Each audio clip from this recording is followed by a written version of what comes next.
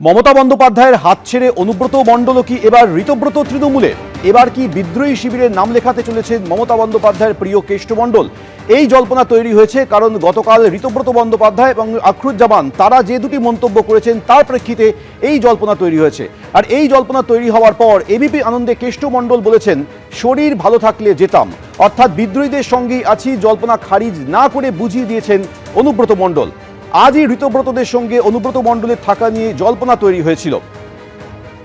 গতকাল ঋতব্রত বন্দ্যোপাধ্যায় তিনি বলেন যে কেষ্টমণ্ডল একটা নাম, দক্ষ সংগঠক, ওনাকে নেতা মানি। বিধানসভা ভোটের রেজাল্টের পরে অন্তত 30 বার কথা হয়েছে। গতকাল এই মন্তব্য করেন ঋতব্রত বন্দ্যোপাধ্যায়। তারপরই জল্পনা তৈরি হয়েছে, তাহলে কি এবার ঋতব্রত শিবিরে আসছেন অনুব্রত মণ্ডল? সকাল থেকে অনুব্রত মণ্ডল এই বৈঠকে যোগ দিচ্ছেন কিনা তা নিয়ে জোর জল্পনা। আজকে কি আসতে পারছেন উনি? আমি ঠিক কনফার্ম বলতে পারছি না, তবে ওনার জ্বর হয়েছে এটুকু আমি শুনেছি। আপনার সাথে কথাবার্তা হয়েছে এর মধ্যে? গতকাল রাত্রেও কথা হয়েছে, জ্বর, খুবই জ্বর, এটুকু বলতে পারি। তারপরে যদি বলেছিল ভালো থাকলে নিশ্চয়ই চলে আসবে। তার মানে আপনারা যেমন সবাই চলে আসলেন, বীরভূমে তার কেউ পড়ে থাকলেন না, মানে কালীঘাট শিবিরের সঙ্গে সেই অর্থে।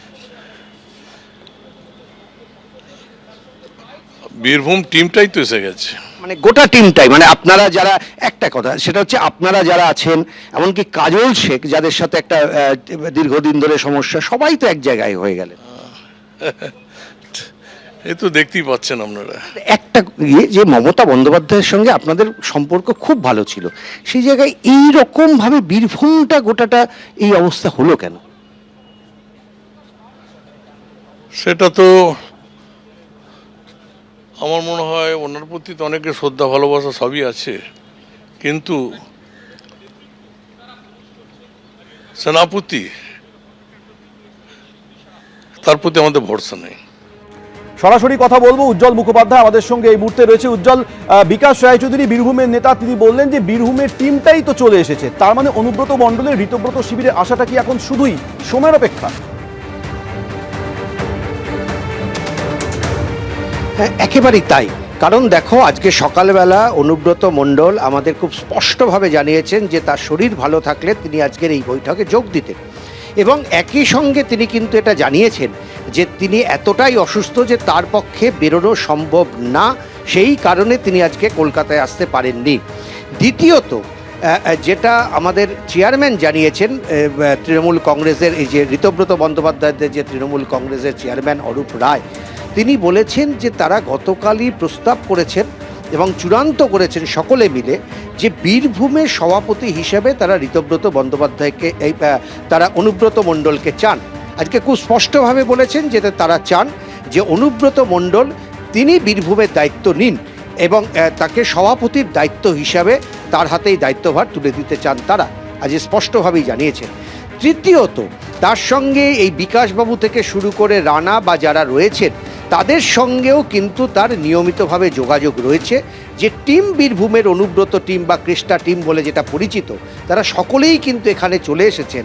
ফলে অনুব্রত মণ্ডলের সবুজ সংকেত ছাড়া তারা সকলে মিলে এই শিবিরে চলে আসবেন এমনটা কিন্তু অতীতেও হয়নি, ভবিষ্যতে হওয়াও কিন্তু কঠিন।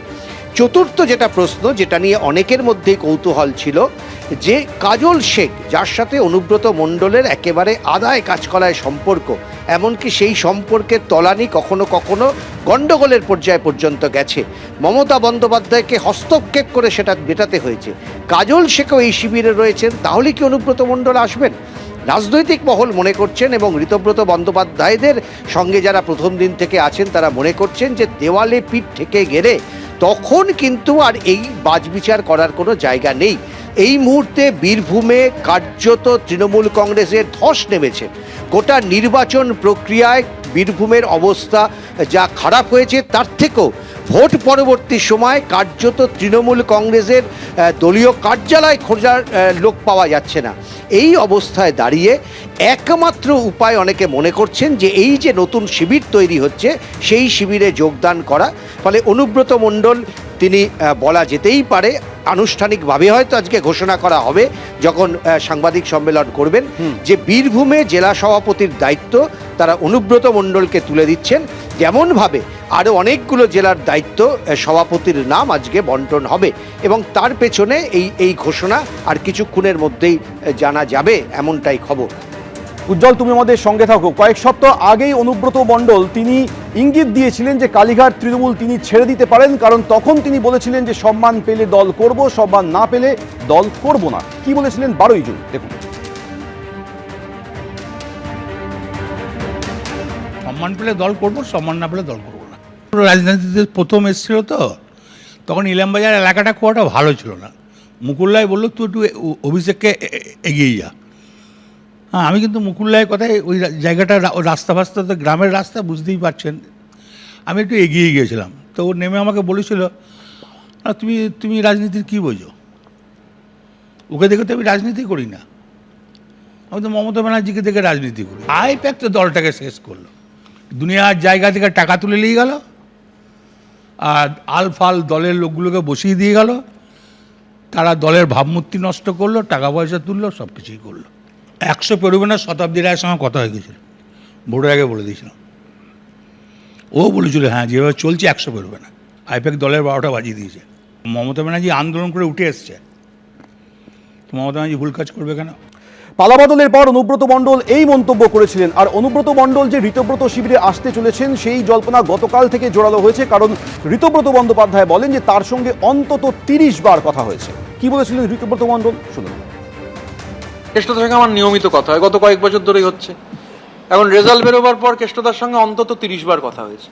আমার মনে নেই 30 বার কি, 30 বার কথা হয়েছে, আমি দায়িত্ব নিয়ে বলছি, 30 টাইমস কেষ্টদার সঙ্গে আমার ফোনে কথা হয়েছে।